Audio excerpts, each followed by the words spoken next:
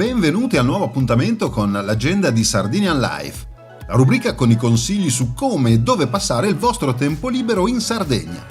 Vediamo alcuni degli eventi più importanti che ci attendono il prossimo weekend.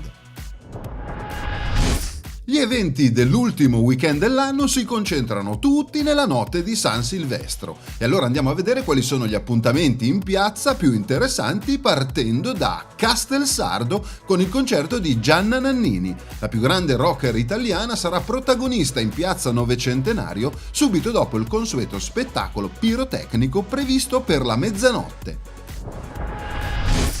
A Cagliari la festa è coi Subsonica. La band piemontese si esibirà in piazza Ienne dalle 22:30 fin dopo la mezzanotte, presentando il nuovo album 8. Per tutte le informazioni troviamo su Facebook l'evento La Notte di San Silvestro a Cagliari. I Maneskin saranno di scena a Olbia. La band, divenuta famosa nel 2017 durante l'11ª edizione di X Factor, si esibirà al Molo Brin con i successi dell'ultimo album Il ballo della vita. Ad Alghero, DJ Time La Reunion. Non saranno solo i fuochi d'artificio a scandire lo scoccare del nuovo anno, ma anche uno degli spettacoli radiofonici più amati dal pubblico delle radio con i mitici DJ Albertino, Fargetta, Molella e Prezioso. Per saperne di più cerchiamo l'evento su Facebook Capodanno Alghero 2019 con DJ Time al Porto Turistico.